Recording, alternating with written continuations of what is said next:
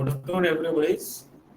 आज का हमारा जो टॉपिक है electric and electronics protected device, जो हमारे को कार्य क्षेत्र में यूज होता है। इलेक्ट्रिक, मैंने पहले भी बताया था जैसे कि इलेक्ट्रिक जो है अपने लिए, अपने रोजमर्रा की जिंदगी में इलेक्ट्रिक जितना अपने लिए यूजफुल है उतना ही अपने लिए घातक है। ठीक है, इलेक्ट्रिकल इक्विपमेंट, तो उसको अपन ने कैसे यूजफुल मतलब सुरक्षित तरीके से यूज करना है उसके बारे में आज अपन डिस्कस करेंगे। उसके पहले मैं एक बात बता देना चाहता हूँ कि अभी एनएचक्यू में डिस्कशन हुआ है, आप लोग जो इंडक्शन ट्रेनिंग लेते हैं ना, उसका जो सेफ्टी कार्ड बनाते हैं, तो वो सेफ्टी कार्ड में अब आपको नंबरिंग के हिसाब से सेफ्टी कार्ड बनाना है। आपको एक डायरी मेंटेन करना है। जैसे आपके यहाँ मान लो 6 वर्कर आया है, तो 6 वर्कर का नाम आपको नंबर वाइज लेना है। नंबर 1, सीरियल नंबर 1 2 3 4 5, और जो आप इंडक्शन ट्रेनिंग करोगे ना उसमें उसका सीरियल नंबर लिखना है। और जो सेफ्टी कार्ड रहेगा उसमें भी उसका सीरियल नंबर रहना जरूरी है। जैसे अपना एम्प्लॉय कोड रहता है ना, जैसे मेरा है एम्प्लॉय कोड 10081411, ऐसे ही उनका सीरियल नंबर रहेगा 01 02 03 04 05। ठीक है, तो आज से ये मेंटेन करना चालू करो, और उसका नाम भी आपको मेंटेन रखना है। आपके महीने में कितने लेबर आपके पास काम किया है उसका आपके पास डाटा होना जरूरी है। ये अभी आईएसओ ऑडिट में पूछने वाले हैं, और ये अगर डाटा आपके पास नहीं मिलता है तो कंपनी एक्शन लेंगी। इसीलिए अभी से बता दे रहा हूं, सेफ्टी कार्ड आपको मैंडेटरी है अभी साइड में। और कलर वाला सेफ्टी कार्ड जिसके पास नहीं है मैं ग्रुप में डाल दूंगा, आप लोग उसका प्रिंट आउट निकाल लो, वेंडर टीम को बोलो कि हमको सेफ्टी कार्ड मैंडेटरी है करके। ठीक है, चलो अपन सेशन स्टार्ट करते हैं अभी।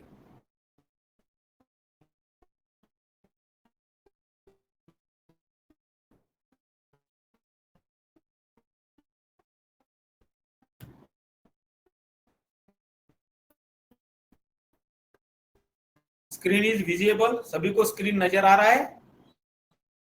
बोलिए, स्क्रीन नजर आ रहा है सभी को? Yes sir. हाँ विजिबल है सर। Okay, yes sir. आ रहा है। देखो आज का अपना टॉपिक है electrical and electronic protection device, MCB, MCCB, MPCB, RCCB, ELCB और एसएमपीएस। यह हम जब इसमें वीएफडी में काम करते हैं, ये आपने इलेक्ट्रॉनिक डिवाइस में जब काम करते हैं तो यह चीजें हमको मिलती है। इसके बारे में हमको जानकारी होनी जरूरी है। ठीक है, तो चलो स्टार्ट करते हैं। अभी देखिए, difference between MCB, MCCB, MPCB, RCCB and ELCB and it's working electrical protection. अभी देखो ये क्या है, ये 4 डिवाइस है, बराबर है। इसको हम एमसीबी कहते हैं, मिनिएचर सर्किट ब्रेकर। इसको कहते हैं हम एमसीसीबी, और इसको कहते हैं हम MPCB, motor protected circuit breaker, और इसको कहते हैं हम आरसीसीबी। और इसका एक पहले का वर्जन है। भाई थोड़ा सा प्रेजेंटेशन मोड में डालो। क्या हो गया? इसको प्रेजेंटेशन मोड में डालो। प्रेजेंटेशन मोड पे मतलब वो बड़ा दिखेगा बेटे, बड़ा दिखेगा। जो आप जो स्लाइड दिखाना चाहते हो ना वो बड़ा दिखेगा। एक विंडो रहेगा नीचे। प्रेजेंटेशन मोड पे मतलब कैसे, मैं समझा नहीं कैसे प्रेजेंटेशन मोड? ये इसमें नीचे है ना, राइट साइड पे देखो सिंबल है सर, ये वहाँ पे क्लिक करें। एक कप का सिंबल है ना राइट साइड पे। राइट साइड में कौन सा सिंबल? ये इसमें वो हटा स्क्रीन के दिया ऊपर आपने। देखो सर, हटा दिया अभी। जो पीपीटी शो कर रहे ना सर आप, वही स्क्रीन के नीचे देखो ना आप। एक सेकंड, हाँ कहाँ पे करना है ये सर, ये देखो, ये जो है ना राइट साइड में नीचे देखो ऊपर। राइट साइड में, हाँ ये 80% दिख रहा है क्या सर आपको? 80% दिख रहा है क्या नीचे? नोट्स के अच्छा बगल अच्छा, में ये 4 दिखेंगे, स्लाइड शो में डालिए। स्लाइड शो में जहाँ जूम इन जूम आउट करते वो उसके बाजू में। ये यहाँ पे ये नीचे देखो ना सर, आप राइट साइड पे नीचे देखो, झूम है ना वो, ये कप का सिंबल है। ये नीचे नीचे सर, कप वाला सिंबल है यहाँ पे। और नीचे, और नीचे, और नीचे। यहाँ पे हाँ हाँ, और नीचे उसका सर। लास्ट वाला। हाँ हाँ हाँ ये वाला सर। हाँ।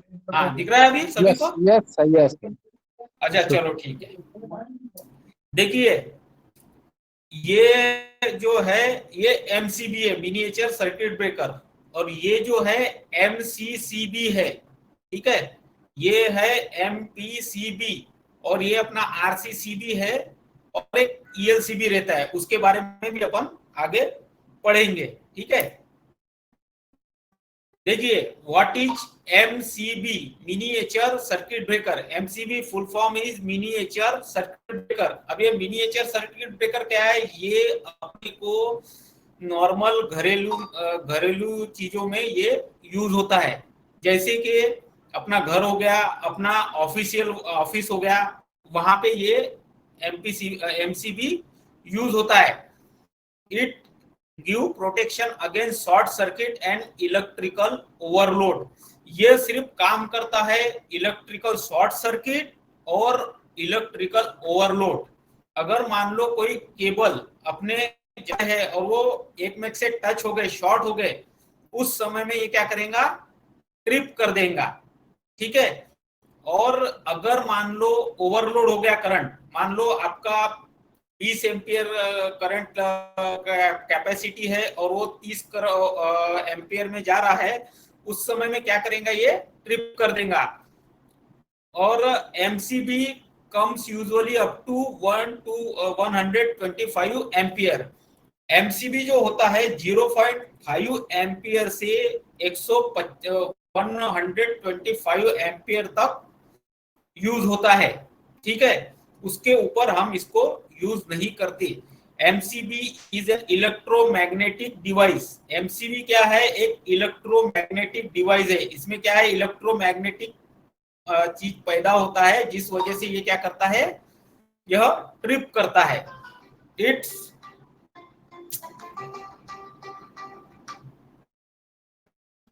हाँ बोलो प्रवीण भाई।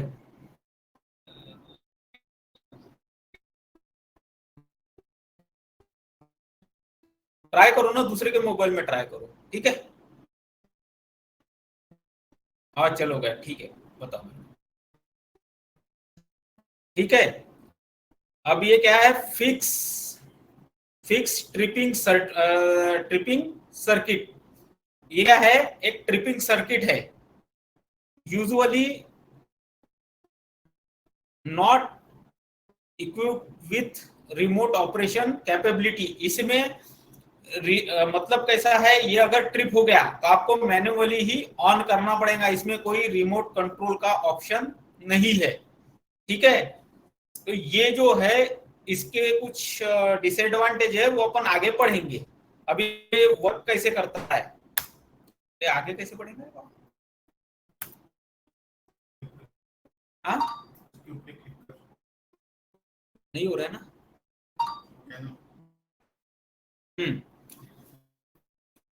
देखिए वर्किंग ऑफ एमसीबी, देखो ये कैसे वर्क करता है। ये जो है ये कॉइल है, ठीक है। ये कॉइल है और ये अपना स्विच है, ट्रिप। अब क्या होता है? जैसे करंट यहां से फ्लो होता है ना, तो उतने ही लेवल का करंट, जैसे पॉजिटिव से जाता है जिस लेवल का करंट, जितने एम्पियर का करंट, उतने ही एम्पियर का करंट वापस निगेटिव पॉइंट से आना जरूरी है। अगर मान लो किसी कारणवश कुछ ओवरलोड होता है या शॉर्ट सर्किट होता है, उसमें इलेक्ट्रोविशन में डेविएशन आ गया, तो क्या करता है? ये मैग्नेटिक फील्ड पैदा करता है। तो उस वजह से ये क्या करता है? जो स्विच है ये जो इसको अट्रैक्ट करता है, वो तो अट्रैक्ट करने के वजह से क्या होता है? वो ट्रिप हो जाता है। When the current overflow occurs through MCB, the bimetallic strip gets heated and deflect by bending। ये क्या होता है? अगर मान लो ओवरलोड हो गया या फिर कुछ गर्म हो गया तो उस वजह से क्या होता है, इसमें मैग्नेटिक फील्ड पैदा होता है, उससे वो ट्रिप करता है। The deflection of bimetallic strip release latch, ये देखो ये इसको बोलते हैं लैच, है ना।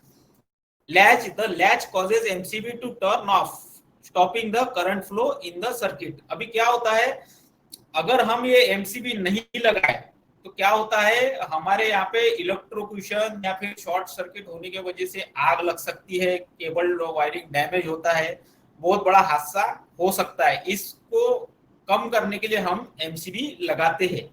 MCB generally use for low power application. MCB जो है ये लो पावर एप्लीकेशन के लिए यूज होता है। देखो मैंने बताया था, ranging from 0.5 ampere to 125 ampere, ये 0.5 एम्पियर से 125 एम्पियर तक यूज होता है। ठीक है, यहां तक समझ में आया क्या? बताओ, किसी को कोई डाउट है एमसीबी में? किसी को कोई डाउट है क्या? बोलो, किसी को कोई डाउट है तो पूछ सकते हैं वापस एमसीबी में। आगे बढ़ू मैं? सबको समझ में आ गया एमसीबी क्या है? अरे बोलो। Yes, carry on. ओके, आगे बढ़ू मैं? चलो ठीक है, अब पढ़ते हैं अपन व्हाट इज एमसीसीबी। एमसीसीबी क्या होता है, ये समझ जाओ एमसीबी का बड़ा भाई है। जहां पे एमसीबी का काम खत्म होता है वहां से एमसीसीबी का काम शुरू होता है। एमसीसीबी सहसा हमको इंडस्ट्रियल एरिया में एमसीसीबी के हमको जरूरत पड़ती है, क्योंकि वहां पे पावर सप्लाई जो है वो वहां पे 150 एम्पियर के ऊपर जाता है सप्लाई। इस वजह से एमसीबी जो है हमारे लिए काम वो यूजफुल नहीं है। उसके एडवांस वर्जन है एमसीसीबी। तो MCCB full form is moulded case circuit breaker. इसका फुल फॉर्म क्या है? Moulded case circuit breaker. MCCB comes usually from 150 ampere to 1000 ampere. ये क्या है? ये शुरू होता है 150 एम्पियर से 1000 एम्पियर तक इसको हम यूज कर सकते हैं। मतलब जहां पे 1000 एम्पियर तक का करंट फ्लो होता है। And MCCB is so called because it is a type of circuit breaker that uses molded clays to house internal part. इसमें क्या होता है कि मोल्डेड केस रहता है, मतलब हम इसको जो है अपने हिसाब से टेम्परेचर सेट कर सकते हैं। उसमें क्या था एमसीबी में, हम टेम्परेचर सेट नहीं करते। जैसे 10 एम्पियर का हमने लगाया तो 10 ही एम्पियर का रहेगा, उसमें हम 5 नहीं कर सकते, 6 नहीं कर सकते। इसमें जैसे मान लो अभी ये 1000 एम्पियर का है, तो यहाँ पे एक डिवाइस होता है सेट करने के लिए टेम्परेचर, तो इसके थ्रू हम इसको सेट कर सकते, 700 एम्पियर तक कर सकते, 100 एम्पियर तक, जैसा आप चाहे वैसा कर सकते, इसीलिए इसको मोल्डेड बोलते हैं। They are extensively use in industrial application where large electric load needs to be safeguard. ये कहाँ पे होता है? इंडस्ट्रियल एप्लीकेशन में। मैंने पहले ही बताया था, जो भी इंडस्ट्रियल एरिया में जहाँ पे बहुत सारा इलेक्ट्रिकल लोड होता है वहीं पे इसका यूज होता है। एमसीसीबी जनरली कम्स इन 4 पोल। अब ये क्या होता है? 4 पोल के लिए यूज होता है। जैसे देखो ये हो गया 1 पोल, 2 पोल, 3 पोल, 4 पोल। यहाँ से क्या होता है, अपन इनपुट लेते हैं ये पोल में और यहाँ से अपन आउटपुट लेते हैं। ठीक है। MCCB working, the molded case circuit breaker working principle typically based on thermal और magnetic trip mechanism।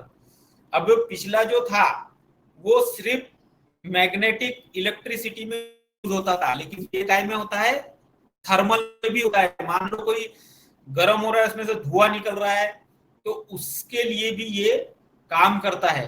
ठीक है, ये एमसीसीबी ये एडवांस वर्जन है। Most often it's combination of both. दोनों इसमें ये काम करता है। This is what gives the commonly called thermal magnetic moulded case circuit breaker इस नेम। एडजस्टेबल ट्रिपिंग सर्किट, जैसे कि मैंने बताया था एडजस्टेबल बताया था, इसमें एडजस्ट कर सकते हैं अपन टेम्परेचर, सॉरी टेम्परेचर बोलता है एम्पियर, ठीक है। इसमें मान लो मैंने बताया था 1000 एम्पियर का है तो इसमें 700, 600, 200, 400 जैसा आप चाहते हो वैसा इसको आप सेट कर सकते हो, ठीक है। Also comes with remote operation capability. अब इसमें क्या होता है, ये जो सर्किट अगर ब्रेक कर गया तो इसमें आप रिमोट का भी यूज कर सकते हैं ऑन ऑफ के लिए। ये पिछला जो एमसीबी था उसमें रिमोट का यूज नहीं होता था, वो अगर मान लो ट्रिप हो गया तो हमको मैनुअली ऑन करना पड़ता था, लेकिन इसमें कैसा है हम मैनुअली भी ऑन कर सकते हैं और रिमोट से भी इसको हम ऑन कर सकते हैं, ठीक है। यहां तक सबको समझ में आया एमसीसीबी का वर्किंग प्रिंसिपल, सबको समझ में आया? किसी को कोई डाउट है? बोलो, किसी को कोई डाउट है इसमें? चलो ठीक है, किसी को कोई डाउट नहीं है तो चलो आगे बढ़ते हैं फिर। अब देखो व्हाट इज एमपीसीबी। यह सहसा मानो क्या मोटर प्रोटेक्शन के लिए यूज होता है। जहां पे भी हम मोटर लगाते हैं मोटर का फ्रीक्वेंसी हाई रहता है, ठीक है। तो मोटर में कैसा होता है एमसीसीबी कई बार फेल्योर हो जाता है, इसके लिए हमको एमपीसीबी का यूज करना पड़ता है। MPCB full form is motor protection circuit breaker, इसीलिए हमने इसका नाम रखा है motor protection circuit breaker. Motor अगर जहां ओवरलोड हो गया या वो कुछ जाम हो गया जिस वजह से हीट पैदा हो रही है, उस समय में ये क्या करेगा, ट्रिप करेगा।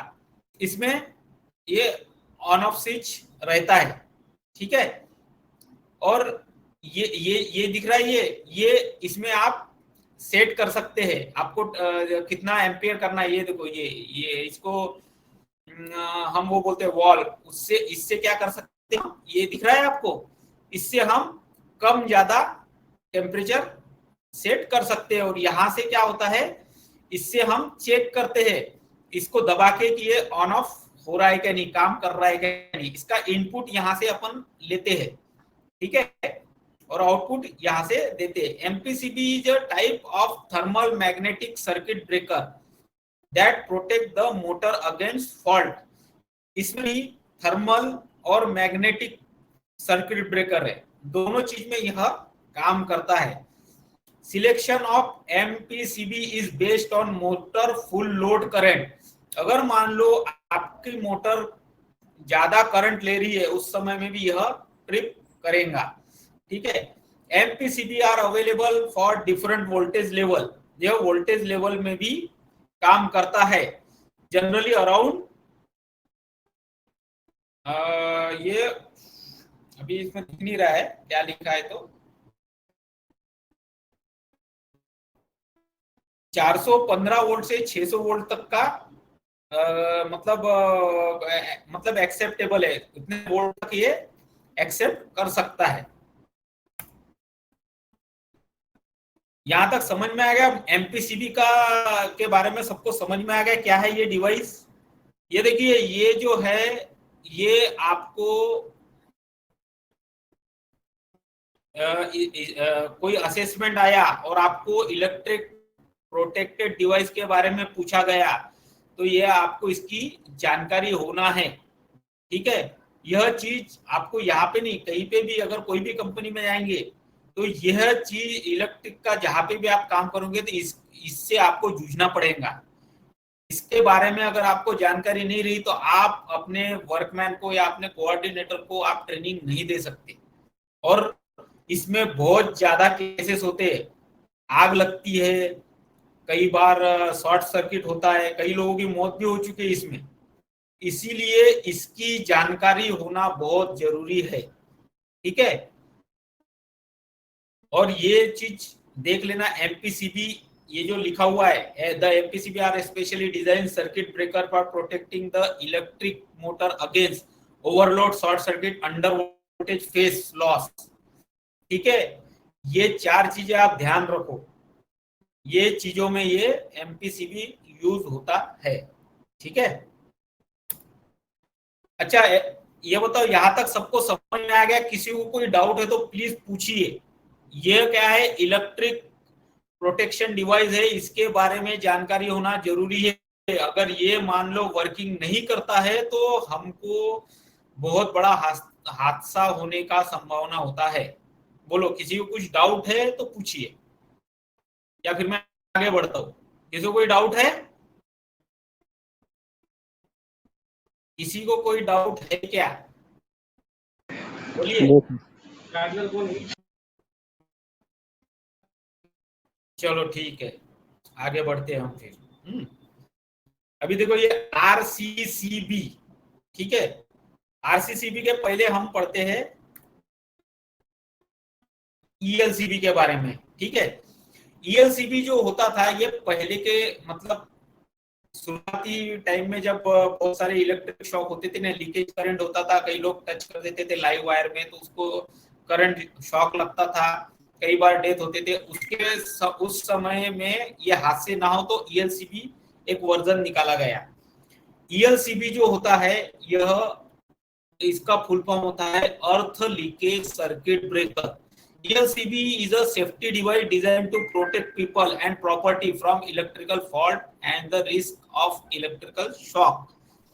यह जो डिवाइस है यह ओवरलोड करंट के लिए नहीं होता है, ना कोई शॉर्ट सर्किट के लिए होता है, यह सिर्फ लीकेज करंट के लिए होता है, इसलिए इसका नाम दिया गया है अर्थ लीकेज सर्किट ब्रेकर। अगर मान लो कोई भी करंट फ्लो हो रहा है और मान लो उसमें कहीं पे करंट लीकेज है और वहां पे हमने टच कर दिए उसको, तो क्या होता है, वो करंट लगने से पहले ये क्या हो जाता है, डिवाइस ट्रिप हो जाता है। ठीक है, तो यह डिवाइस, अब हम ईएलसीबी कौन सा ले, हमको कभी भी ध्यान रखना, जब भी हम ईएलसीबी अगर मान लो लगाते हैं तो ईएलसीबी में उसका रेजिस्टेंस देखना 40 मिली एम्पियर, एम छोटा ए बड़ा, एम्पियर का नहीं देखने का, मिली एम्पियर का देखने का। 1000 एम्पियर मतलब 1000 मिली एम्पियर मतलब 1 एम्पियर। ठीक है, तो जैसे मैंने लास्ट टाइम पे एक ट्रेनिंग लिया था उसमें बताया था human sensitivity of electrical current, कितने मिली एम्पियर में इंसान करंट सहन कर सकता है। जैसे मैंने बताया 0 से 5 मिली एम्पियर तक इंसान करंट सहन कर सकता है, वो हाथ में भी लेके आराम से उसमें काम कर सकता है इलेक्ट्रिकल डिवाइस में। लेकिन 6 से 15 मिली एम्पियर रहता है उसमें उसको माइनर शॉक लगता है। ठीक है, 15 से 25 में उसका हार्ट फेल्योर हो सकता है, पैरालिसिस अटैक आ सकता है, और 25 के ऊपर जितना भी मिली एम्पियर है अगर उसमें आप टच करोगे तो आपका मतलब संभावना है कि आपकी डेथ ही हो। ठीक है, तो 30 मिली एम्पियर जो है ये डिवाइस हमको यूज करना है। अब ईएलसीबी में क्या होता है, अब ये ईएलसीबी में कुछ डिसएडवांटेजेस है। कई बार क्या होता है, ईएलसीबी अगर हम लगाते हैं तो हमको उसको अर्थिंग से भी कनेक्ट करना पड़ता है। यदि मान लो हमारे अर्थिंग में कुछ कारणवश डिफेक्ट आ गया तो क्या होगा, ईएलसीबी काम नहीं करेगा। इस वजह से ईएलसीबी को अभी कंपनियां अवॉइड कर रही है। और ईएलसीबी चेक करने के लिए ये जो डिवाइस होता है ना, ये दिख रहा है ये बटन, इसको पुश करना पड़ता है तब ये क्या होता है, ऑफ होता है। लेकिन ये कब ऑफ होगा, जब इसमें करंट सप्लाई रहेगा और आपका अर्थिंग जो है बराबर काम देगा। आपका अर्थिंग बराबर रहेगा तभी ये ऑफ होगा। आप यहाँ पे इसको दबा के चेक कर सकते हैं, लेकिन इसके कुछ डिसएडवांटेज मैंने बता दिया। अर्थिंग होना मैंडेटरी है। ठीक है, अब देते हैं RCCB, residual current circuit breaker. मतलब रेसिडुअल्स का मतलब वही होता है कि कोई भी करंट अननेसेसरी का जो लीकेज करंट है उसको अवॉइड करना। रेसिडुअल का मतलब वही होता है ना।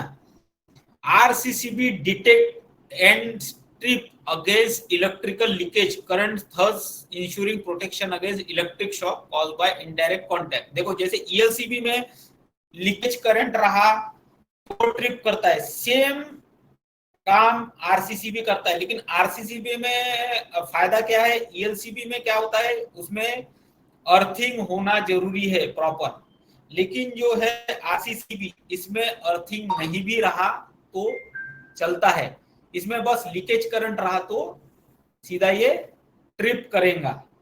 और ये देखो ये जो है इसमें भी आपको चेक करना है 40 मिली एम्पियर करके, ठीक है। 40 मिली एम्पियर का हमको RCCB यूज करना है। RCCB detect and trip against electrical leakage current, ensuring protection against electrical shock caused by indirect contact. These devices must be used in series with an MCB or fuse which protect from the potential damaging thermal and dynamic stress any over current. ये जो RCCB है इसको पहले आपको MCB से connect करना है। MCB में पहले आपको करंट पहले आपको कनेक्ट करना है, उसका आउटपुट से फिर इसमें यहाँ पे आपको इनपुट देना है, फिर यहाँ से आउटपुट आपका आपके पैनल में देना है, फिर वहां से आप इलेक्ट्रिकल इक्विपमेंट यूज कर सकते हैं। बिना MCB के ये डिवाइस कोई काम का नहीं है, ठीक है। और ELCB में कैसा है, अपन डायरेक्ट यूज कर सकते हैं, ये थोड़ा सा एक ELCB में एडवांटेज है। RCCB will detect fault by measuring incoming outgoing current, neutral wires, ठीक है। अब ये RCCB क्या करता है, डिटेक्ट करता है। जैसे मान लो अभी मैंने बताया कि आपका जो है पॉजिटिव जितना एम्पियर का फ्लो हो रहा है उतना ही एम्पियर का निगेटिव करंट फ्लो होना जरूरी है। मान लो आपका 20 एम्पियर का करंट फ्लो हो रहा है पॉजिटिव केबल से, और निगेटिव केबल से भी आपका 20 एम्पियर का करंट फ्लो हो रहा है, तो कोई इशू नहीं है, वो कांस्टेंट रहेगा मैग्नेटिक फील्ड। लेकिन मान लो 20 एम्पियर का इलेक्ट्रिक करंट फ्लो हुआ और मान लो कहीं पे लीकेज रहा और किसी ने टच कर दिया तो 5 मिली एम्पियर का करंट उसके ऊपर उसके बॉडी से मतलब गया, तो मतलब वापस कितना आ रहा है करंट, 15 एम्पियर का। 20 माइनस 5 कितना हो गया, 15 मिली एम्पियर का आ रहा। तो उसमें क्या होगा, डेविएशन आएगा, वहां पे मैग्नेटिक फील्ड पैदा होंगी, तो क्या होगा, वो डिटेक्ट करेगा, ठीक है। आपके जो स्विच है ना उसको डिटेक्ट करेगा और वो क्या है, ऑफ हो जाएगा। यही इसका वर्किंग प्रिंसिपल है RCCB का, समझ में आया। इसीलिए हमको RCCB का यूज करना चाहिए इलेक्ट्रिकल वर्क के लिए। देखिए RCCB का कनेक्शन कैसा होता है, ये देखो ये MCB है, MCB से इनपुट दिए हमने यहाँ पे और ये आउटपुट गया सीधा यहाँ पे RCCB में, समझ में आ गया। ये 2 पोल है और यहाँ से फिर आउटपुट हम आगे दे सकते हैं। ये 4 पोल है, ये 2 पोल है, ये 4 पोल। अब ये 2 पोल और 4 पोल कैसे समझना है, ये देखो ये कनेक्शन होता है 1 2 और यहाँ पे 1 2 3 4, समझ में आ गया। 2 पोल के हिसाब से हमको ये चीज समझ में आना चाहिए, ये चीज आपको नॉलेज में होना है। यदि आपको ये चीज समझ में आएगा तो आप अपने वर्कर को या आपके कोऑर्डिनेटर को आप ट्रेनिंग दे सकते हो। यहाँ तक सबको समझ में आ गया, बोलिए किसी को कोई डाउट है इसमें, बोलो। अरे भाई बोलो आप लोग, आपको कुछ डाउट है तो आप डिस्कस करो। समझ में आ गया। चलो अब हम बात करते हैं SMPS, switch mode power supply. अब जो इलेक्ट्रॉनिक से जिसने किया है ITI उसको ये चीज थोड़ा समझ में आएगा, जो इलेक्ट्रॉनिक से नहीं है उसके थोड़ा सा ऊपर जा सकता है, लेकिन आप मेरे से सवाल जवाब कर सकते हैं। अब हम SMPS का यूज क्यों कर सकते हैं, लीनियर पावर सप्लाई का भी हम यूज कर सकते हैं। लीनियर पावर सप्लाई कैसा रहता है, देखो हमने एक सप्लाई लिया, उसमें अल्टरनेट करंट, उसके बाद हमने ब्रिज रेक्टिफायर लगाया, ब्रिज रेक्टिफायर लगा के हमने ट्रांसफार्मर भी लिया, ट्रांसफार्मर से हमको डायरेक्ट ट्रांसफार्मर से करंट लेके उसको फिर कम करंट उसमें वोल्टेज मतलब वोल्टेज और करंट हमने उसको कम किया, उसके बाद फिर से ब्रिज रेक्टिफायर लगाया, उसके बाद हमने उसका वोल्टेज फिर से कम किया। तो ये भी हम यूज कर सकते हैं, लेकिन हमको एसएमपीएस ही क्यों यूज करना है? एसएमपीएस हम इसीलिए यूज करते हैं, हम मैंने अभी क्या बताया, अपना जो ट्रेनिंग है इलेक्ट्रिक प्रोटेक्शन डिवाइस, बराबर है, हमको इलेक्ट्रिकल शॉक और उसके ओवरलेट या फिर शॉर्ट सर्किट से बचना है। अब ये जो लीनियर पावर सप्लाई है, यह अगर हम यूज करते हैं तो इसमें क्या होता है, आवाज साउंड पैदा होता है, और दूसरी चीज क्या होता है, हीट जनरेट होती है, कई बार इक्विपमेंट जलते भी है इसमें। इसीलिए हम switch mode power supply use करते हैं। जैसे देखो ये स्विच मोड पावर सप्लाई, ये 220 वोल्ट का हमने इनपुट लिया, ठीक है, और इसको हमको लाना है 24 वोल्ट में। इसके लिए हमको एसएमपीएस का जरूरत होता है, ठीक है। ये क्या है, 220 वोल्ट जो है एसी करंट है, और 24 वोल्ट जो है ये डीसी करंट है, इसको हमको कन्वर्ट करना है। अब 220 वोल्ट से तो हम मोबाइल नहीं चला सकते, हम उसको चार्ज नहीं कर सकते, तो हमको कितना है, उसको कम वोल्टेज में चार्ज करना है। अगर हम 220 में अगर एकदम से मोबाइल कनेक्ट करके देखो, पर आप क्या होगा, सीधा मोबाइल ब्लास्ट कर देगा, लैपटॉप ब्लास्ट कर देगा। कोई भी डिवाइस को कितना वोल्टेज करंट चाहिए उसके हिसाब से हम ये एसएमपीएस के थ्रू हम उसको यूज करते हैं, ठीक है। देखिए ये लीनियर पावर सप्लाई बताया मैंने, 220 करंट का हमने सप्लाई लिया, ठीक है। अब ट्रांसफार्मर के थ्रू 24 वोल्ट का एसी करंट हो गया। और एक चीज बात बता रहा मैं, ट्रांसफार्मर से हम सिर्फ एसी सप्लाई को ही, एसी सप्लाई का है वोल्टेज ही कम कर सकते हैं, ट्रांसफार्मर से डीसी सप्लाई हम नहीं दे सकते, ये बात ध्यान रखना कभी भी, ठीक है। उसके बाद हमने फिर ब्रिज रेक्टिफायर लगाया, तो फिर एसी को डीसी में कन्वर्ट करते हैं हम, ठीक है। उसके बाद हम अपना सप्लाई ले सकते हैं। ये लीनियर पावर सप्लाई है।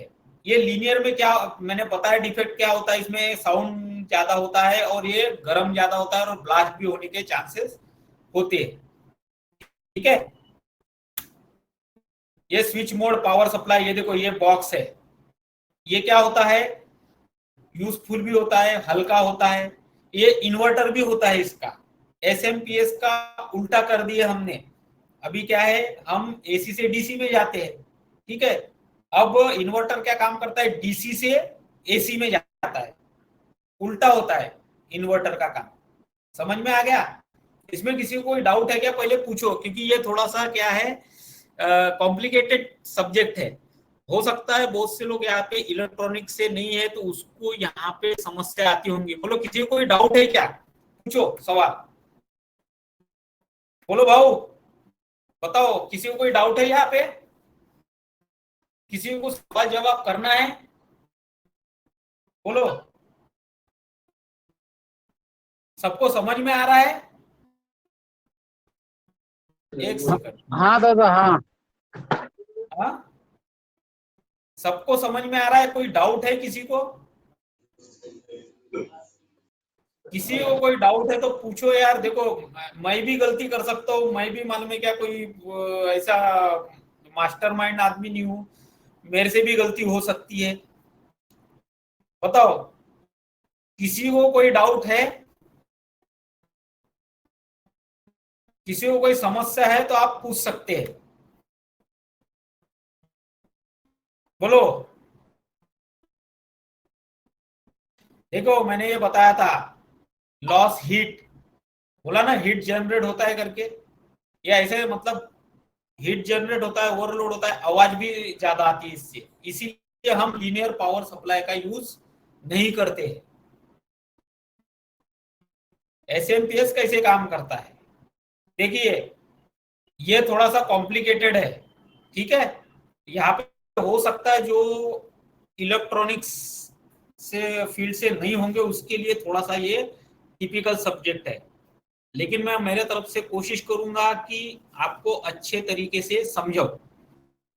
देखिए, ये इनपुट है एसी, हम 220 वोल्ट का एसी करंट लेते हैं। अब क्या होता है, ये रेक्टिफायर है, ब्रिज रेक्टिफायर के थ्रू एसी को डीसी में कन्वर्ट करता है। तो डीसी सप्लाई क्या होता है, 300 वाट 300 वोल्ट का आ जाता है। 300 वोल्ट ये मैंडेटरी, ये आना ही चाहिए, तभी आपका एसएपीएस आगे काम करेगा 220 से 300 तक। अब क्या होता है, ये 300 वोल्ट में आ गया, लेकिन 300 वोल्ट में आने के बाद वो जो वोल्ट रहता है वो उसमें कुछ फ्लक्चुएशन होता है, तो उसको वेरिएबल डीसी में कन्वर्ट करने के लिए कैपेसिटर लगाया जाता है। समझ गए? तो वो कैपेसिटर लगाने के बाद फिर ये हाई फ्रीक्वेंसी स्विच रहता है, ये ऑन ऑफ होते रहता है। जैसे मैंने बताया VDC वेरिएबल डायरेक्ट करंट, वो क्या होता है, पहले चालू होता है उसके बाद बंद होता है, फिर चालू होता है उसके बाद बंद होता है। समझ गए? तो ये स्विच ऑन ऑफ होगा। फिर ये क्या करेगा, ये जो है अपना स्टेप डाउन ट्रांसफार्मर इसमें जाएगा, ये फिर क्या करेगा, डीसी से एसी में। मैंने पहले ही बताया ट्रांसफार्मर कभी भी डीसी सप्लाई जनरेट नहीं करता। समझ गए? तो यहां से फिर से एसी करंट आएगा और ये क्या करेगा, इसका 300 वोल्टेज का एसी करंट आके ये फिर मालूम है क्या, यहां से कम वोल्टेज करेगा। वोल्टेज कम करने के बाद फिर ब्रिज रेक्टिफायर लगेगा, फिर रेक्टिफायर डीसी करंट में फ्लो होगा, फिर ये क्या होगा, यहाँ से आउटपुट सेंसर रहता है। ठीक है, आउटपुट सेंसर, हमको जितना वोल्टेज चाहिए उतना। अब ये वोल्टेज में भी कुछ फ्लक्चुएशन होता है, कभी वोल्टेज कम होता है, कभी ज्यादा होता है। अब उसको कंट्रोल करने के लिए एक फीडबैक रहता है, ये फीडबैक है। ये इसमें एक ऑप्टो कपलर रहता है, ऑप्टो कपलर नाम का एक डिवाइस रहता है। अब इसको हम इसमें पीडब्ल्यूएम का फुल फॉर्म पता है आप लोगों को? हाँ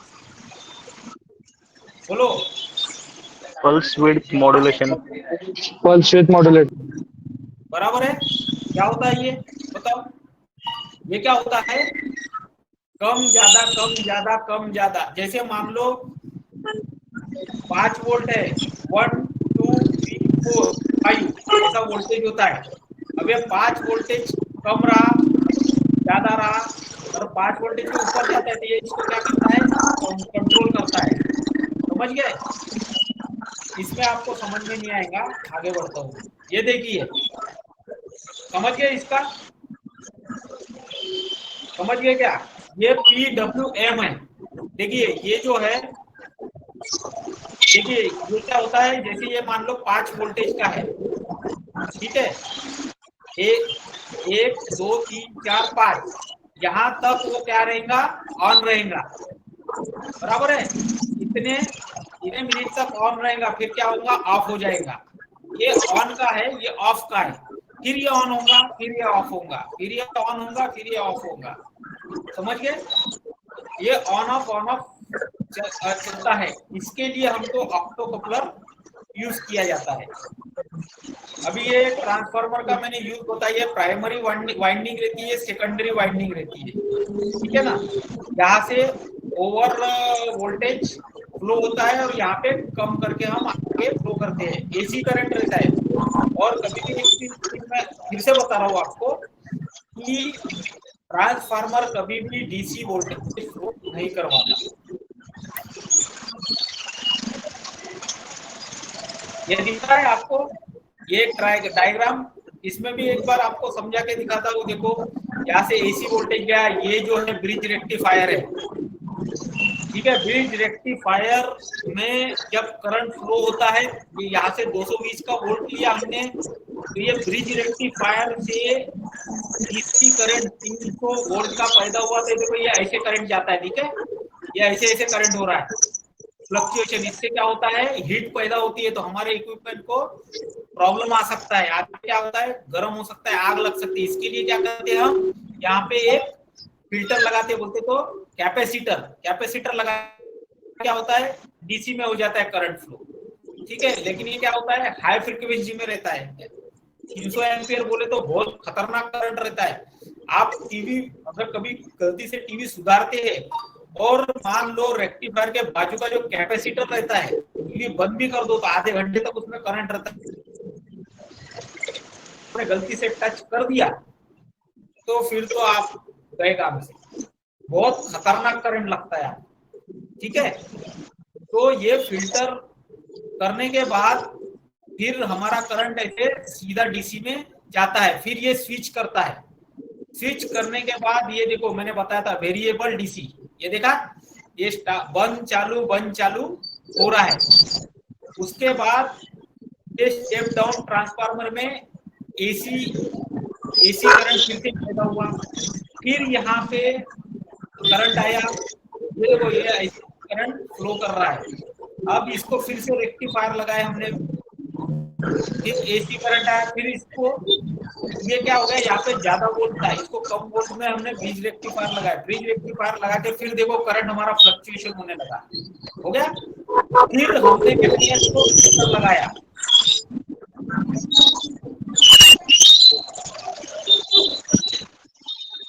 एक मिनट है,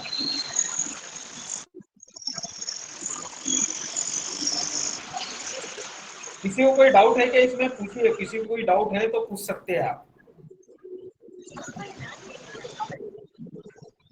किसी को कोई डाउट है यहाँ तक, किसी को नहीं समझ में आ रहा है तो पूछे बात, बोलो, किसी को कुछ समझ में आ रहा है, हेलो, हाँ बोलो।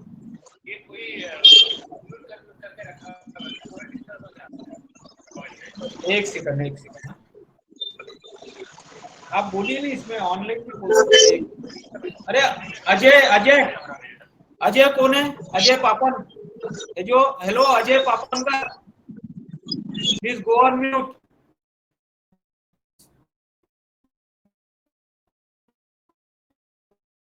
Thank you sir.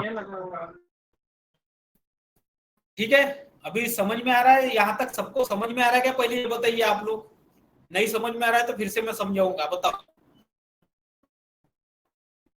ये, अरे वो कौन सा काम रहता है, वो जो इलेक्ट्रिक का काम चलता है, वीएफडी होता है, वीडीसी रहता है ना, वीडीसी वर्क, वो इलेक्ट्रिकल का काम चलता है, वीडीसी, ये कौन सा काम चलता है, यूटिलिटी वर्क में।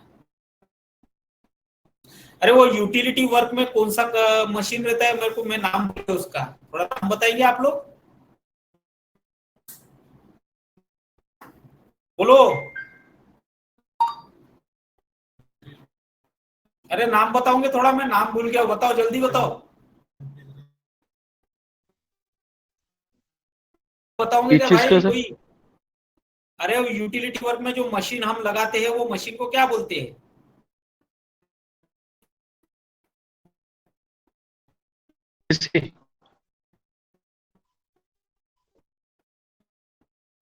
अशफाक भाई लाइन पे है,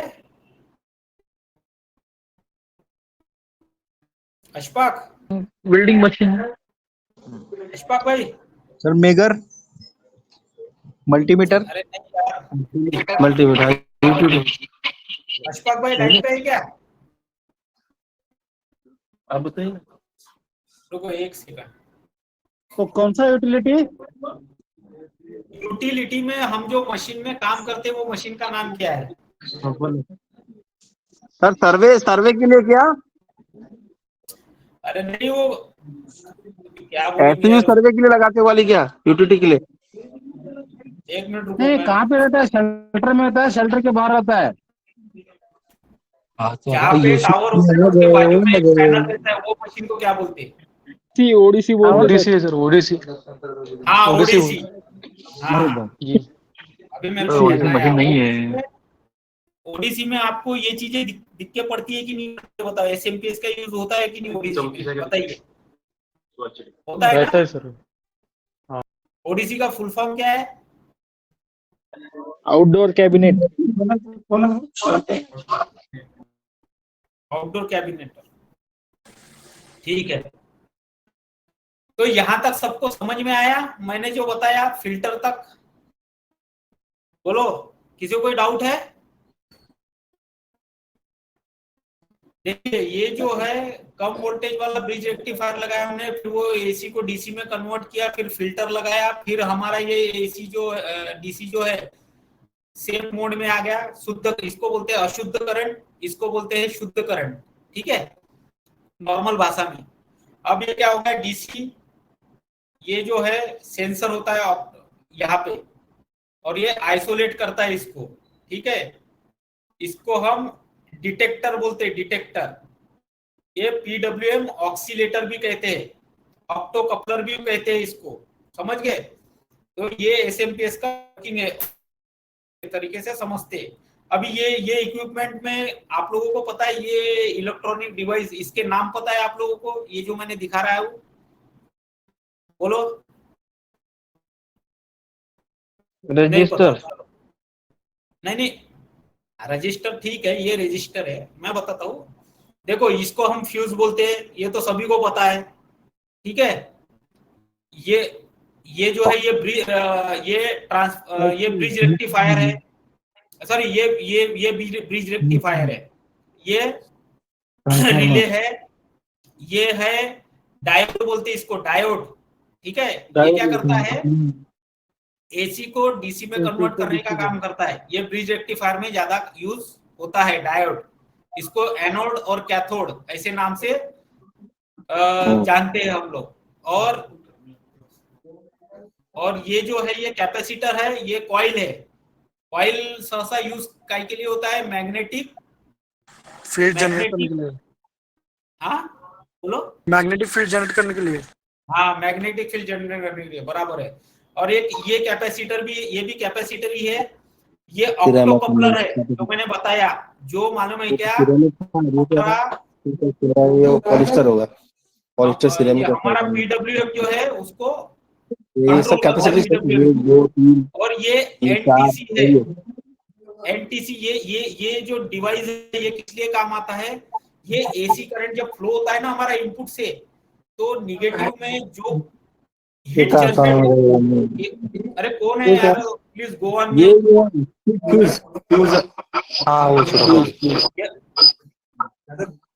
प्लीज गो ऑन म्यूट। अरे आगे हुआ तुम, एक minute Ajay, please go on mute. समझ में आ गया? ये जो डिवाइस देखो, ये फ्यूज हो गया, ये रेजिस्टर हो गया, ये डायोड हो गया, और एक कैपेसिटर हो गया, और ये हो गया, ये है ब्रिज रेक्टिफायर, ठीक है। और ये है ट्रांसफार्मर, ये है कॉइल, ये भी कैपेसिटर ही कहलाया जाता है। ये हम कम वोल्टेज के लिए यूज करते हैं, ये भी कैपेसिटर भी कम वोल्ट के लिए यूज करते हैं। ये एनटीसी है, निगेटिव ट्रांजैक्शन कोएफिशिएंट बोलते हैं इसको। ये क्या है, ये टेम्परेचर, मान लो एसी करंट अगर जा रहा है, ओवरलोड हो गया, उसमें गर्माहट आ गई, तो ये क्या करता है, अपने आप को डिस्ट्रॉय कर देता है। ये सैनिक बोला जाता है, जैसे बॉर्डर में सैनिक रहते हैं ना हमारे, ऐसे ये सैनिक बोल सकते हैं हम इसको, ठीक है, एनटीसी को। और ये ऑप्टो कपलर है, ठीक है। सभी को ये इलेक्ट्रॉनिक डिवाइस के बारे में समझ में आ गया? आगे बढ़ू, बोलो।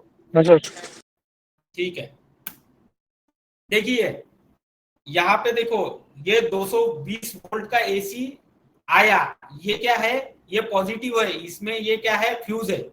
और यहाँ पे मैंने बताया था, यहाँ पे ये जो दिख रहा है ना, ये एनटीसी ये यहाँ पे यूज होता है निगेटिव पावर सप्लाई में।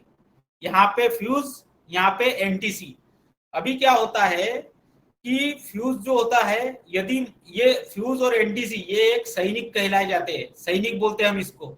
यदि मान लो यहाँ से कुछ ज्यादा ओवरलोड हो रहा है या गर्मी पैदा हो रही है केबल में, तो ये अपने आप को क्या करते हैं, डिस्ट्रॉय कर देते हैं, तो आगे सप्लाई नहीं जाता। तो क्या होता है, हमारे कंपोनेंट को नुकसान नहीं होता। इसीलिए हम एसएमपीएस को ज्यादा महत्व देते हैं। समझ में आ गया? तो ये यहाँ से जो 220 वोल्ट का सप्लाई दे रहा है, ये ब्रिज रेक्टिफायर है, ये हमने एसी का सप्लाई दिया यहाँ पे, ठीक है। अब ये यहाँ से पॉजिटिव है जो 300 वोल्ट का डीसी करंट, ये देखो ये यहाँ से निगेटिव करंट ये कैपेसिटर में जा रहा है, दिख रहा है, ये कैपेसिटर में गया। ये क्यों गया? क्योंकि ये अशुद्ध करंट है, इसमें फ्लक्चुएशन आया था, मैंने बताया था, जब भी फ्लक्चुएशन आता है ये कम ज्यादा होते रहता है, तो इसके लिए क्या करते हैं, कैपेसिटर लगाते हैं। तो इससे क्या होता है, सीक्वेंस में डीसी करंट फ्लो होता है। अब ये जो डीसी करंट यहां से कनेक्ट किसको कर रहे हैं हम, ट्रांसफार्मर को। इसमें देखो ये पॉजिटिव और ये निगेटिव, ठीक है। एक हम ये जो पॉजिटिव करंट है, ये जो निगेटिव करंट है ये हम देते हैं, ये इसको आईसी बोलते हैं, मालूम है इसको, आईसी। ये करंट हम ये आईसी के 6, 7, 8, 9 ये जो नंबर रहते हैं ना, अभी इसका मैं डिटेल एक आध बार बताऊंगा, इसका मैं डिटेल बताऊंगा तो बहुत समय लग जाएगा। तो यहाँ पे हम चारों को शॉर्ट कर देते हैं। अब इसका जो पॉजिटिव सप्लाई है ये यहाँ से लेते हैं हम, और यहाँ पे हम इसको ये लगा देते हैं, क्या बोलते हैं इसको, तो रेजिस्टर। ये रेजिस्टर क्या करता है, ज्यादा अगर मान लो ओवरलोड होता है तो ये अपने आप को डिस्ट्रॉय कर देता है, ठीक है, ये खराब हो जाता है तो आगे सप्लाई नहीं पहुंचता। तो यहां से हम निगेटिव लेते हैं, VFD, ये दिख रहा है, यहाँ पे सप्लाई हमने निगेटिव लिया, समझ में आ गया। फिर भी मालूम क्या पावर सप्लाई हमको नहीं मिलेगा, उसके लिए हम क्या करेंगे, ये प्राइमरी वाइंडिंग होगी, ये सेकेंडरी होगी, ठीक है, ये प्राइमरी सेकेंडरी, और ये आउटपुट है, ये आउटपुट का अलग होता है। अब ये दूसरा क्या करता है, ये निगेटिव सप्लाई कैपेसिटर से लेके यहाँ पे देखो ये डायोड है, ठीक है, यहाँ पे डायोड ये क्या करता है, सप्लाई देता है यहाँ से, ये कैपेसिटर में, ये VCC कैप, ये क्या होता है, इससे कनेक्ट कर दिया हमने, ठीक है। तो उसके बाद ये क्या हो गया, यहाँ से चालू हो गया ट्रांसफार्मर। अब ये चालू होने के बाद यहाँ से करंट फ्लो हो रहा है, ठीक है, डीसी सप्लाई में। यहाँ पे एसी आ गया तो ये हमने डायोड लगा दिए, ब्रिज रेक्टिफायर जिसको बोलते हैं हम, तो यहाँ से डीसी सप्लाई चालू हो गया, समझ गए। अब डीसी सप्लाई चालू होने के बाद 5 वोल्ट का हमको करंट आ रहा है, लेकिन करंट जो आ रहा है कभी कम होता है कभी ज्यादा होता है, मैंने पहले ही बताया। उसको प्रोटेक्शन के लिए हम क्या करते हैं, ये देखो ऑक्टो कपलर यहाँ से करंट इसमें कनेक्ट कर दिया है, इसमें भी कैपेसिटर लगाया है, रेजिस्टर। ये रेजिस्टर क्या काम करता है, ऑन ऑफ के लिए यूज होता है। अभी इसको हम एक, इसमें बहुत सारे टाइप आते हैं, वेरिएबल भी आता है, जैसे हम फैन को नहीं क्या कम ज्यादा करते हैं, ये एक ड्राइवर है, समझ जाओ, ये ड्राइवर है। जैसे हम बाइक चलाते हैं ना, तो बाइक में मान लो हमको शुरुआत में हम 10 के स्पीड से, फिर 20 के स्पीड से, फिर 40 के स्पीड से चला रहे हैं।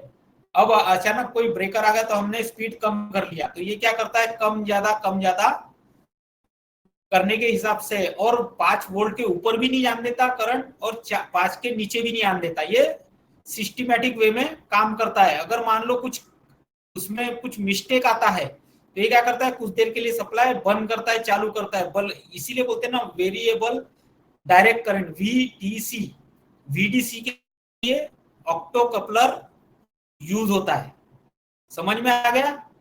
यहाँ पे किसी को कोई डाउट है क्या, ये थोड़ा सा क्रिटिकल पॉइंट है, अगर किसी को नहीं समझ में आया तो बताइए। किसी को कोई डाउट है इसके लिए, किसी को कुछ सवाल जवाब है इससे रिलेटेड, किसी को नहीं समझा होगा तो पूछ लो अभी।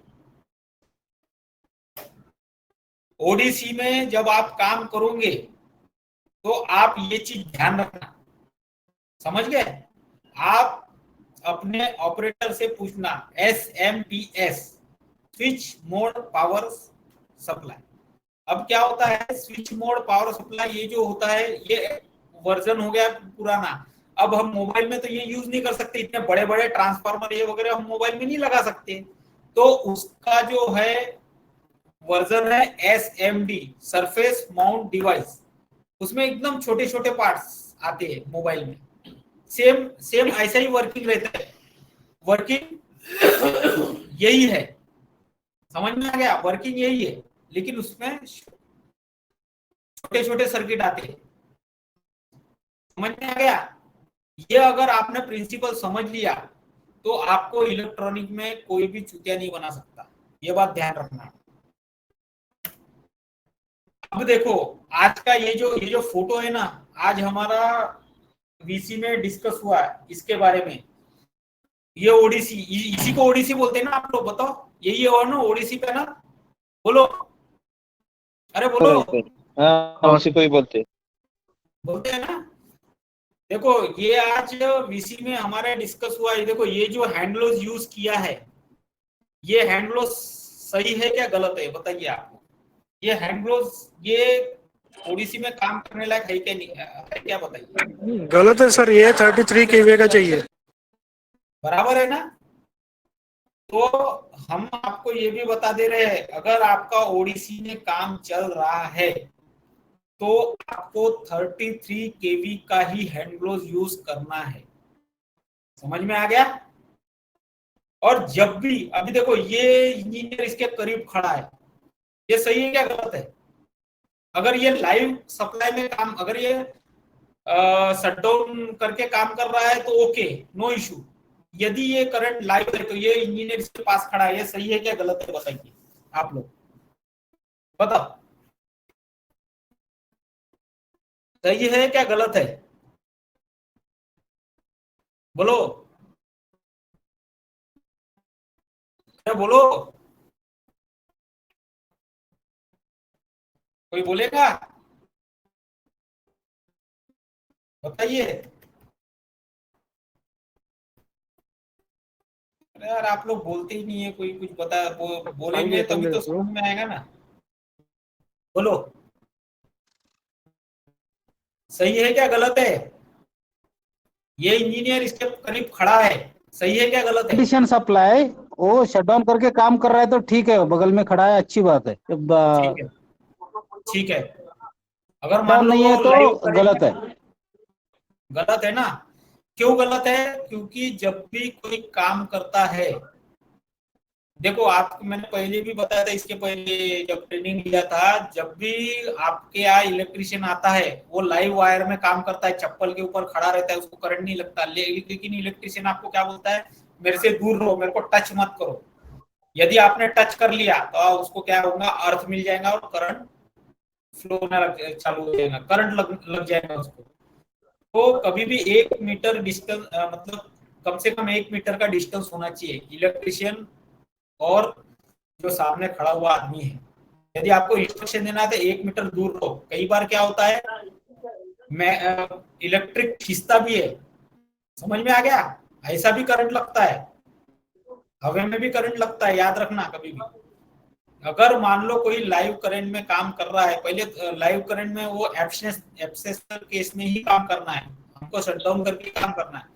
तो कभी भी टेक्नीशियन या इलेक्ट्रिशियन के पास मत खड़े रहो, समझे? चलो, किसी को कोई सवाल जवाब, कुछ शंका कुशंका कुछ पूछना है आप लोगों को?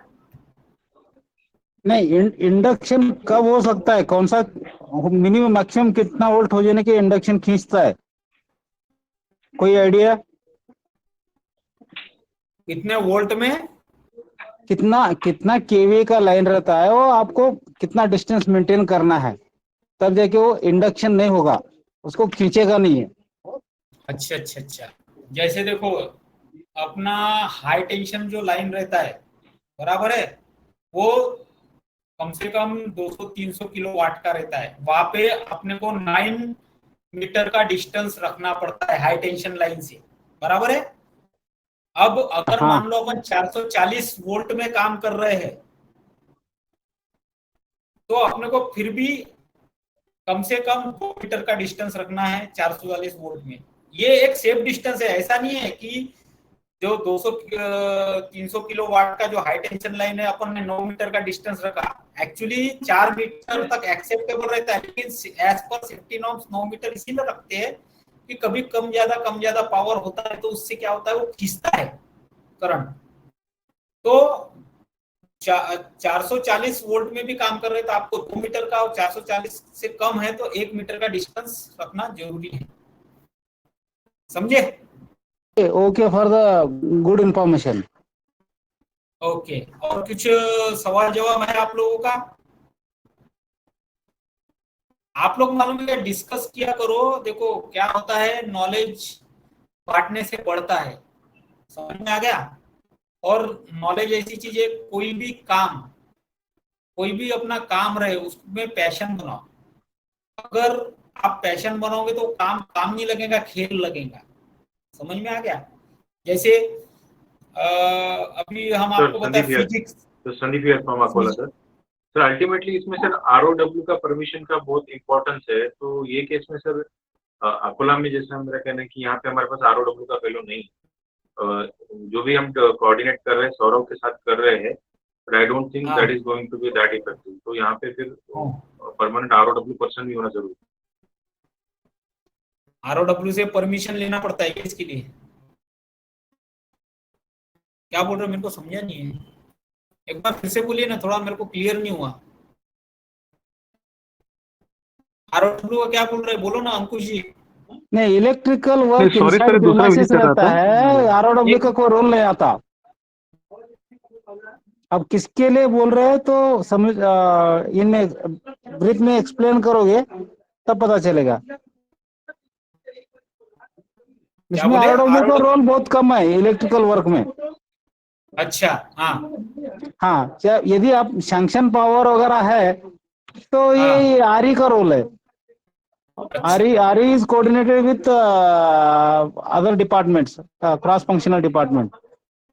ओके। अब अभी एग्जैक्टली कौन सा आरओडब्ल्यू का बात कर रहे हैं पता नहीं। On along the road we are using the EB poles, then and then ROW involved, otherwise no. Okay, I understand. Permission is a different matter ना, everyone is a same things. If तो you will कौन सा do perspective में पूछ रहे हो पता नहीं है ना, कौन सा पर्सपेक्टिव है। ओके है, जो भी प्रोस्पेक्टिव है, देखो परमिशन किसका भी रहे, अपने को क्या है, जो काम करना है काम का प्रोसेस तो सेम रहेगा ना। ऐसा नहीं कि आरओडब्ल्यू आएगा तो प्रोसेस अलग हो जाएगा, या इंजीनियर नहीं आएगा तो नहीं, प्रोसेस ये अलग विदिन रहेगा। प्रीमाइसेस, विदिन अपना ऑफिस का प्रीमाइसेस है तो आरओडब्ल्यू की जरूरत नहीं है। इफ यू आर अच्छा, doing any work on EB poles okay, then you don't have any permission for the particular pole to access it, okay, then right right. then the query will start. लेकिन कोई भी transfer काम, में हमारे premises है में कोई दिक्कत नहीं है, प्रीमाइसेस के बाहर है तो हमारा हमारा कोई एम्प्लॉय उसमें नहीं चढ़ना है, प्रीमाइसेस के बाहर है तो। जी जी, लेकिन अंडर ऑब्जर्वेशन में तो रहता है ना आप लोग? हाँ, ऑब्जर्वेशन में तो रहना है, देखो कंटिन्यू सुपरविजन तो रखना पड़ेगा ना, कौन क्या कर रहा है, गड़बड़ कर रहा है, अच्छा काम कर रहा है, इसके लिए यानी अंडर ऑब्जर्वेशन। आरओडब्ल्यू की इन्वॉल्वमेंट वही एक केस में आता है इसमें, नहीं तो आरई का रोल रहेगा और बाकी का जी अदर क्रॉस फंक्शनल टीम का रोल रहेगा। जी, बराबर है।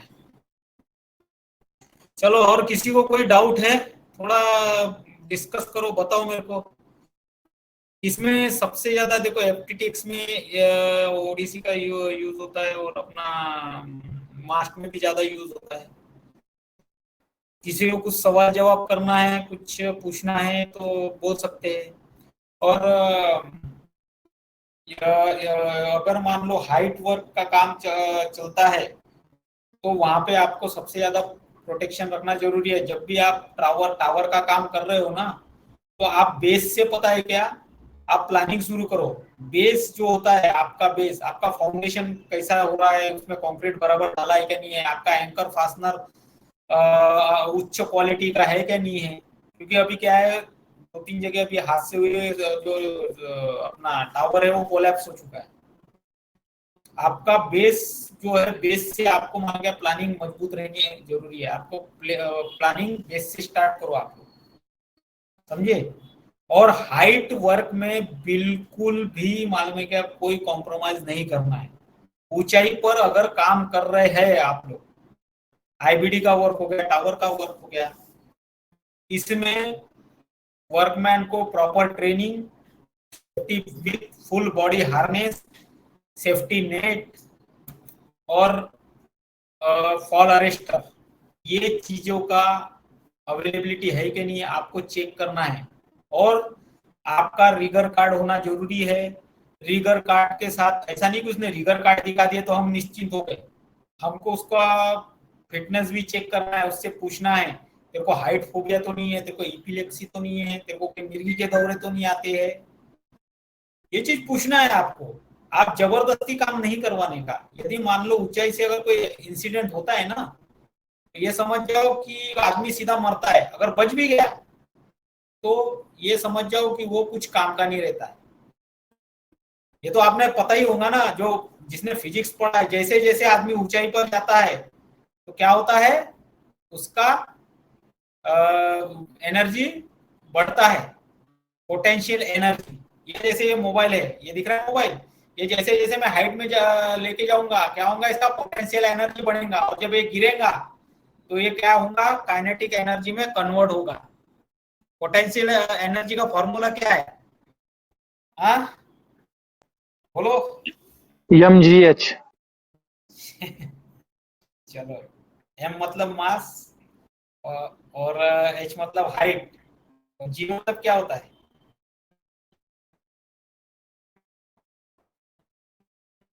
Gravity. Gravitational acceleration. acceleration due to gravity। देखो, जब भी आदमी मालूम है क्या, ये जो बोलता हूँ ना मैं, जैसे जैसे हाइट, जैसे जैसे ऊंचाई पर जाता है ना, उसका पोटेंशियल एनर्जी क्यों बढ़ता है पता है क्या? उसका वेट भी बढ़ते जाता है। याद रखना, 10 गुना बढ़ता है। 10 गुना क्यों? 9.8 कांस्टेंट होता है ना अपना न्यूटन के लॉ के अनुसार। न्यूटन के 3 नियम तो पता ही होंगे आपको, समझ गए? और जैसे आदमी हाइट के ऊपर जाता है उसका पोटेंशियल एनर्जी बढ़ता है, लेकिन प्रेशर कम होता है। प्रेशर एनर्जी समझ के क्या, प्रेशर के बारे में भी पढ़ लेना। दबाव समझ गए, नीचे प्रेशर ज्यादा होता है, एटमॉस्फेरिक प्रेशर, और जैसे जैसे हाइट में जाएंगे अपन प्रेशर कम होते रहता है, पोटेंशियल एनर्जी बढ़ता है। ये चीज थोड़ा सा ध्यान रखो आप लोग। अपना जो काम, मतलब हर चीज में नॉलेज बढ़ाओगे ना तो आपको इंटरेस्ट आएगा। हर चीज में ऊर्जा है, शक्ति है। हम जैसे भगवान को मानते, मुस्लिम अल्लाह को मानता है, क्रिश्चियन ईसा मसीह को मानता है। हर चीज में साइंस एक ऐसा सब्जेक्ट है, साइंस ने भी माना कि कुछ तो भी चीज है, शक्ति है, उसी को हम ऊर्जा बोलते हैं। हर चीज में ऊर्जा है। जमीन से ऊपर गए ऊर्जा पैदा होती है, बढ़ती जाती है, समझे?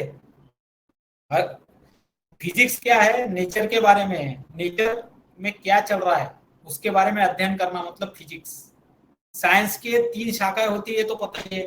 फिजिक्स होता है एक, दूसरा केमिस्ट्री होता है, तीसरा बायोलॉजी होता है। पता है ना, साइंस के 3 सब्जेक्ट, 3 शाखाएं होती है। ये हम इंजीनियर है, ये चीज में थोड़ा सा ध्यान रखो। अपने काम को अपने काम में पैशन बनाओ तो आपको काम इंटरेस्टिंग लगेगा, काम खेल के जैसे लगेगा। बोझ समझ के अगर काम करोगे तो सिर्फ जहां पे हो वहीं पे रह जाओगे, आगे नहीं बढ़ोगे। यही चीज अगर मालूम है क्या, थॉमस एडिसन ने सोचते रहता कि मेरे को यहीं पे रहना है, तो मैं थॉमस एडिसन आज डीसी करंट पैदा नहीं करता।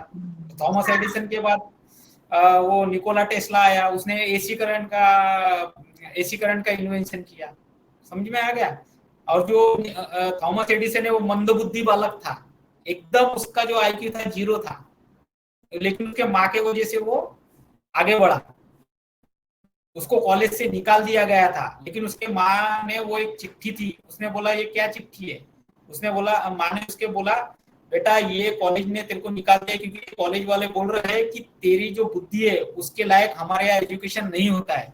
लेकिन जब उसने इन्वेंशन किया था इलेक्ट्रिक का, उसके बाद उसने वो, उसकी माँ मरने के बाद वो चिट्ठी पढ़ा था, उसमें क्या लिखा था पता है क्या? तुम्हारा बालक मंदबुद्धि है, उसका आईक्यू 0 है, इसीलिए हम उसको कॉलेज से निकाल रहे हैं। क्यों? क्योंकि उसने अपने दिमाग में वो चीज बैठा लिया था कि मैं इंटेलिजेंट हूँ। एक सिंपल सा उदाहरण बता रहा आपको। एक छोटा हाथी होता है, उसके पैर में बेड़िया बांध दी हमने, वो बहुत ट्राई करता है तोड़ने की, नहीं टूटती। लेकिन जब वो विशाल हाथी बन जाता है ना, उसके बाद वो भेड़िया तोड़ सकता है, लेकिन नहीं तोड़ता क्योंकि उसने माइंड में बिठा लिया है कि मैं तोड़ ही नहीं सकता। तो ऐसा ही अपने माइंड को थोड़ा सा डेवलप करो। हमारे हेड में है ना, तीन तीन ब्रेन है, फ्रंट ब्रेन, मिड ब्रेन और हाइंड ब्रेन। मतलब सामने का मस्तिष्क, बीच का मस्तिष्क और पीछे का मस्तिष्क, तीन मस्तिष्क है ना, तो उसको डेवलप करो, बस मेरा बोलना है। और किसी को कुछ सवाल करना है? किसी का कुछ सवाल जवाब है, कुछ शंका क्वेश्चन का? बोलो दिनेश। अच्छा अच्छा अभी से मेरे को ये अच्छा सेशन हुआ, सबसे नॉलेज शेयरिंग अच्छा सेशंस है। लोगों को कुछ चीजें पता नहीं रहता है, मगर ये सेशंस बहुत बढ़िया हो गया। थैंक यू आशीष बिल्कुल, जी। धन्यवाद धन्यवाद। आप आपके तरफ से भी नॉलेज दिया करो, हम भी परिपूर्ण नहीं है नॉलेज से। हम तो चाहते हैं हमको जितना नॉलेज मिले उतना कम है कि नहीं? Every day is a learning day, याद रखना। बहुत अच्छा हुआ ट्रेनिंग सर। चलो धन्यवाद। अच्छा मैं ये बोल रहा हूँ, इसमें एफटीटेक्स टीम भी है ना? इसका हाँ सर है ना। सोलापुर एरिया का एमपी लीड होगा। बताओ तो। चलो ठीक है, अभी अटेंडेंस कितनी है एक बार मैं देख लेता हूँ। अटेंडेंस कहाँ गया यार? अटेंडेंस का स्टॉप शेयरिंग। ठीक है, 58 पीपल है। ठीक है, धन्यवाद। चलो आप लोगों ने कोऑर्डिनेट किया और अच्छा रिस्पांस दिया, इसके लिए सभी लोगों को धन्यवाद। ऐसे ही सेशन आप अटेंड करा करो, और आपके तरफ से भी कुछ नॉलेज शेयरिंग हो सकता है तो हमको बताओ। मैं तो चाहता हूँ मैं आगे कितना अच्छा कर सकता हूँ। मैं तो यही चाहता हूँ, कंपनी जो मेरे को पेमेंट दे रहा है, मैं जितना बेटर हो सके उतना बेटर करने की कोशिश करता हूँ। ठीक है, और किसी का कुछ धन्यवाद सवाल आशीष जी, धन्यवाद।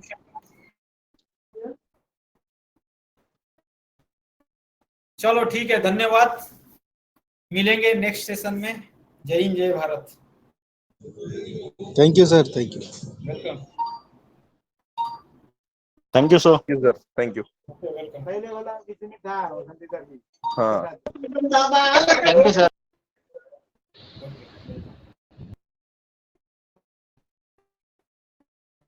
ने वो लिया क्या अटेंडेंस? वैसे मैंने भी लिया है।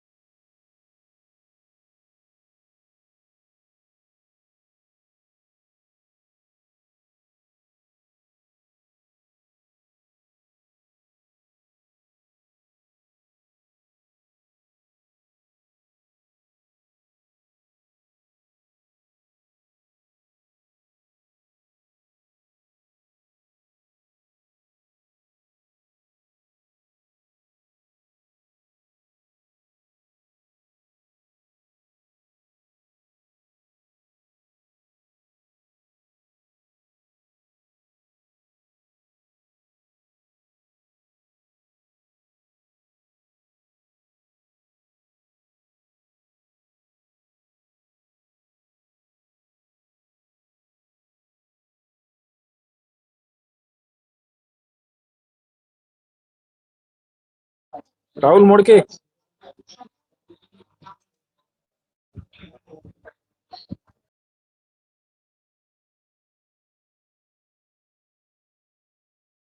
राहुल मोड़ के।